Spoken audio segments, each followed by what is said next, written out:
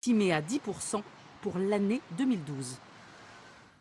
Et en direct d'Aulnay, on retrouve son maire, le socialiste Gérard Ségura. Bonjour, merci d'être avec nous. Je rappelle que PSA Bonjour. convoque un comité central d'entreprise extraordinaire le 12 juillet prochain. Est-ce que vous attendez à ce qu'on annonce la fermeture du site d'Aulnay? Bien, en tout cas, les précédentes réunions et plusieurs des indications de fonctionnement et d'évolution du travail et des process à l'intérieur de l'entreprise semblent indiquer en effet qu'il y aura des décisions très rapides.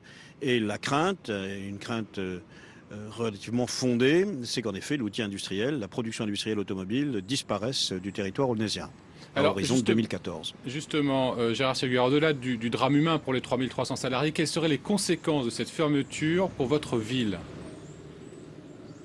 D'abord, le drame humain va concerner la ville. Au-delà, bien sûr, les villes alentours, voire une bonne partie des deux départements de Seine-Saint-Denis et du Val d'Oise. Pour la ville, c'est pratiquement 400 salariés qui sont concernés par un éventuel chômage. Et 400 familles qui perdront leurs ressources dans une situation où on sait très bien que les difficultés de l'emploi sont importantes et s'aggravent de jour en jour. Pour vous donner un chiffre, le chômage à Aulnay pour les 18-25 ans, c'est plus de 40%. Nombre de salariés d'ailleurs sont jeunes qui travaillent dans cette entreprise. Pour les plus âgés, ce sera définitivement la fin de l'aventure. Retrouver un travail dans ces conditions-là rapidement, c'est pratiquement impossible. Donc oui, drame humain, mais drame humain avec des concessions sociales très, très précises pour les familles concernées, pour les loyers, pour les éventuelles évolutions vers des expulsions possibles. Enfin, ce sont en fait des conditions de vie, des conditions sociales qui vont s'aggraver. Pour la ville elle-même. Oui, Gérard Oui. Ségura, les politiques se démènent pour empêcher les fermetures d'usines qui se multiplient. Est-ce que vous croyez sincèrement qu'Arnaud Montebourg, le ministre du Redressement productif, a les moyens d'empêcher la fermeture du site d'Aulnay?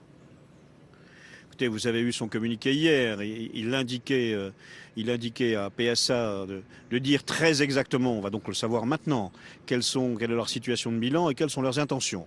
Je crois que cette étape est maintenant désormais dépassée.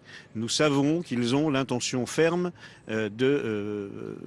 d'arrêter la production industrielle. Alors ensuite, dans la deuxième partie de son communiqué, M. Montebourg a indiqué qu'il demanderait au président de la République et au gouvernement de prendre des mesures permettant d'appuyer les constructeurs automobiles.